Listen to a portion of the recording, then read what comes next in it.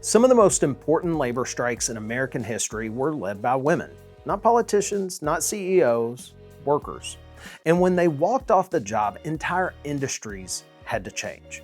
When people hear the word strike, they often picture chaos, angry crowds shouting, factories shutting down, total mayhem. But some of the most organized and effective strikes in American history were led by women. And when those strikes happened, entire industries were brought to their knees. Because strikes aren't just about protests, they're about leverage. They're about workers realizing that the system only functions because they show up every day to make it run.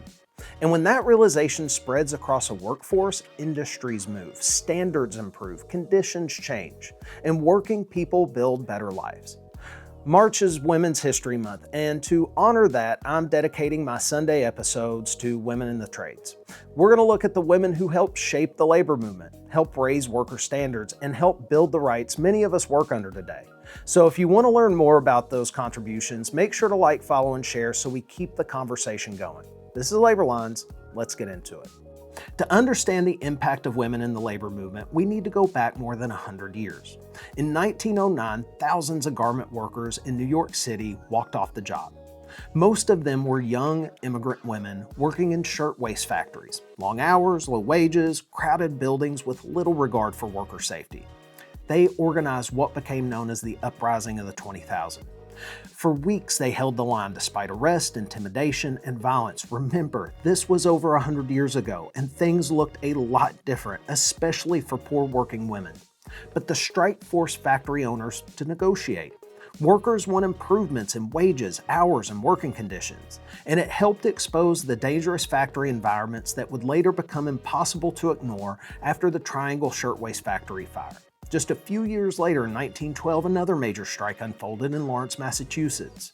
Thousands of textile workers walked off the job after wages were cut. Many of those workers were women and immigrants, different languages, different backgrounds, but they organized together anyway. The strike became known as the Bread and Roses strike. Bread meant wages, roses meant dignity. Workers were not just fighting over survival, they were fighting for a better life. And after months of pressure, they won higher wages and better conditions. The lessons from these strikes was simple. Workers have leverage when they act collectively. When the people who produce the work stop producing, guess what? Negotiations suddenly become very serious. And that idea shaped the modern labor movement. You don't have to go back 100 years to see this happening either. In recent years, teachers across multiple states organized strike over school funding and working conditions. Healthcare workers have done the same thing. Nurses across the country have walked out over staffing shortages and patient safety. Many of these movements were led by women. And they weren't just asking for higher pay. They were demanding sustainable working conditions and safer environments for the people they serve. And when hospitals couldn't operate normally without them, guess what? Negotiations moved quickly. Because leverage changes conversations. Now you might be wondering what this has to do with construction. Construction understands leverage better than most industries. Deadlines matter, schedules matter, contracts matter. If concrete isn't poured on time, the project schedule shifts. If crews aren't there when the work is scheduled, the entire timeline can move. Project-based industries depend on coordination and timing. And that means skilled labor matters. And this matters to construction for a simple reason.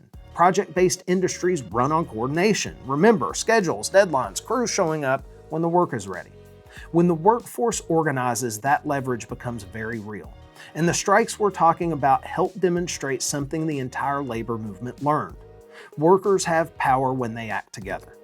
That lesson shaped industries across the country, including the trades.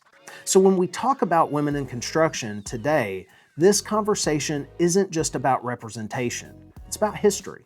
Women have been a part of the labor movement that helped build the standards the trades operate under. And as the workforce continues to evolve, that history matters because the trades have never been about fitting an old stereotype. They've always been about skill, reliability, productivity, safety, and building something that lasts.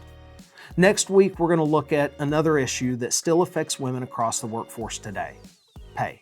Because wage structures tell us a lot about how industries actually value work. Make sure to like, subscribe, and share so you don't miss it.